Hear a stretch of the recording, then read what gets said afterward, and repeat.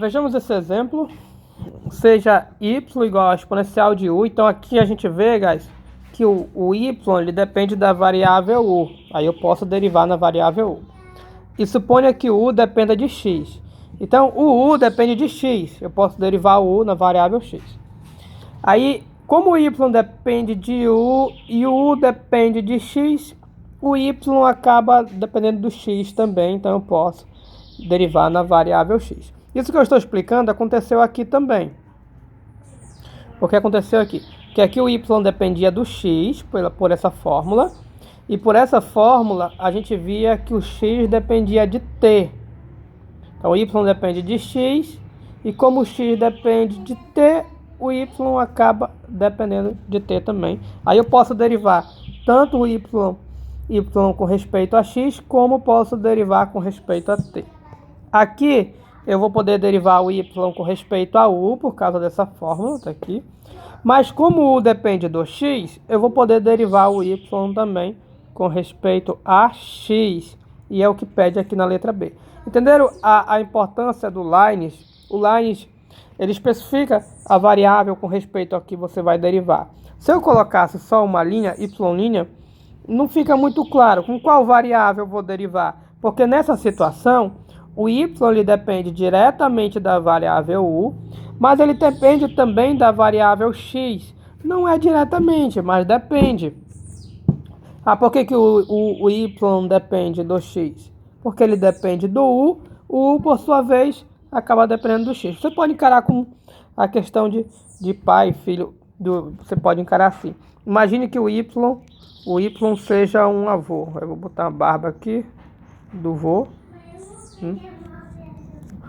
Avô. Aí esse avô tem um filho. Vou botar aqui, ó. Um filho do avô. Esse senhor aqui tem um filho.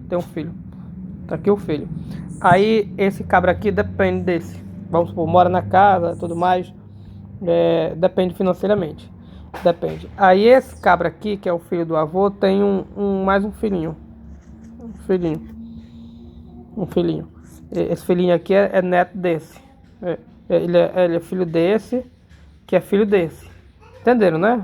Esse aqui é pai e é filho. Entenderam a filosofia? Então, esse aqui é o netinho. Vou colocar netinho. O netinho depende do pai. E o pai depende do avô. Então, o netinho acaba dependendo do avô. Porque se o pai não tiver, o avô não vai ter. Porque se o avô não tiver, o pai não vai ter por dependência. Então a questão de dependência é mais ou menos essa. Aí o y seria um netinho, que depende. Esse aqui seria u e aqui o x. O y depende do u, o u depende do x. Então, meu filho, é uma cadeia de dependência aí. Não sei se vocês entenderam com esse exemplo que eu fiz. Mas é isso. O y, por essa fórmula, depende do u. O u, por sua vez, porque está escrito, depende de x. O depende do x. Então o y acaba dependendo do x. Não é direto, mas acaba dependendo. Por isso, eu posso derivar o y tanto com respeito a u, como com respeito a x. E o Leibniz, ele diz assim, olha, você vai derivar com respeito a u, você vai derivar com respeito a x. A linha não diz. Eu só coloco aqui nessa situação para vocês. Calcule y', e agora? Você não vai saber. Vou derivar. Quem eu vou encarar como variável na hora de derivar? O u ou o x? Essas situações, a linha, guys, é mais conveniente. Apesar de que tem uns detalhezinhos aí que a gente não vai falar agora, porque é com o tempo.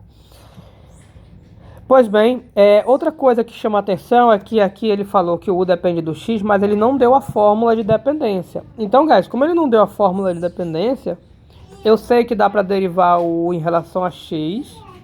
Sei que vai poder dar para derivar, mas eu não sei como. Não vou poder saber como é a derivada. Eu não vou poder saber como é a derivada do tal u em relação à variável x. Aqui a gente não vai poder saber, infelizmente.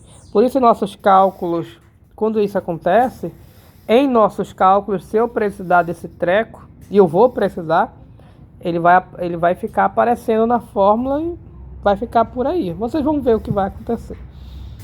Aqui era diferente. Aquele o y dependia do x, ele deu a fórmula de dependência. Aqui o x depende do t, a fórmula foi dada também, então a gente sabe, conhecia todas as derivadas. Aqui não. Então vamos à letra A. Calcular a derivada do y em relação a u. Essa derivada do y em relação a u é até mais simples, guys. Por quê? Porque é até mais direto. Vamos fazer menor. Bem pequenininho, pronto. Bom, eu vou olhar para o y tá aqui, dependendo do u. Como eu quero derivar em relação a u, o u aqui se comporta com a minha variável. Portanto, é exponencial de variável, que eu sei que a derivada é a própria exponencial de variável. Acabou. Vou para a letra B. Já foi. Letra B eu vou fazer aqui, ó. A letra B tem um detalhe. Ele pede para calcular dy dx, mas tem uma frasezinha em termos de du dx. O que significa isso? Quando você vê em termos de alguma coisa, significa que os teus cálculos, a tua conta, vai depender desse alguma coisa. Então, essa derivada vai depender disso. O que significa que esse termo vai aparecer lá na derivada e vai ficar por isso. Não vai ter como calcular ele, até porque a gente não sabe quem é ele. Para entender melhor, vamos à derivada. Eu quero derivar o y em relação a x.